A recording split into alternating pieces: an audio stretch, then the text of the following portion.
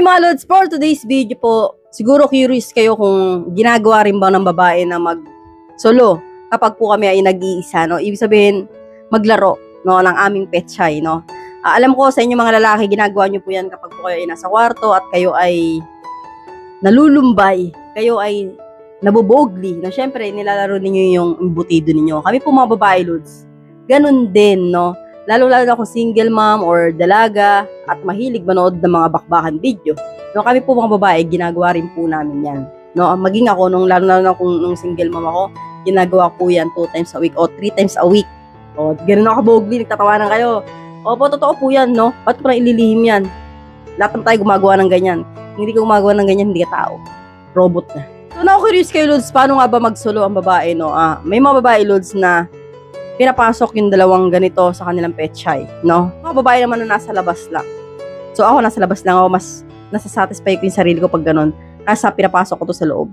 So, may mga babae na mas bet na ilabas-pasok yan, no? Sa kanilang petsay. Pero karamihan sa mga babae, ang gusto lang talaga, hinihimas lang yung labas.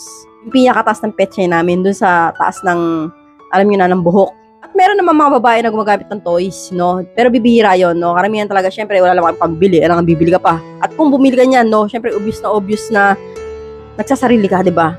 Makita ng mga kapatid mo yan, ano to? Vibrator to, ah. Ano to? Toys to, ah. O, syempre, halatang halata. Kaya po, minsan, ang mga babaeng bumibili lang yan, yung mga talagang natira sa kondo or talagang nagsosolo yung walang kasamang relatives o mga kapatid.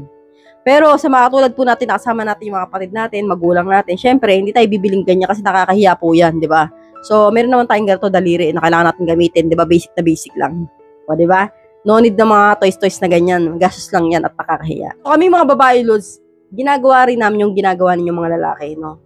Pero po, mas malala po kayo, no? Mas madalas nyo pong gawin yun kasi sa aming mga babae, no? Kasi po, kayong mga lalaki, mas mabilis kayo mabogli. Konting nood lang ninyo sa mga bakbakan video, may masilip lang kayo na singit, titigas na yun si embutido, di ba? So, kayo naman, pupunta kayo agad ng CR. Oh, tatawanan kayo. Totoo naman. Hindi pa eh. Unlike namin mga babae, Lods, kailangan po namin na medyo matagal na walang jer-jer, no? At kami po, makahalamdam lang po kami ng ganyan kapag talagang kami pong mga babae ay galing po kami sa araw-araw na bembangan. Kunwari, may asawa kami dati. And then, nawala bigla asawa namin. No, kunwari, nagloko or naghiwalay kami. So, kami, mamimiss namin yung mga bembang. So, ang gagawin namin, magsosolo kami. So, ang ibig sabihin ko dito, Lods, no, kung ikaw naman po ay dalaga, mas nakakatiis po ang dalaga kumpara sa mga babaeng single mom na katulad ko, na malibog. O, natatawanan kayo. O, lahat naman kayo malibog eh. Hindi lang ako eh. Oo, walang taong hindi malibog.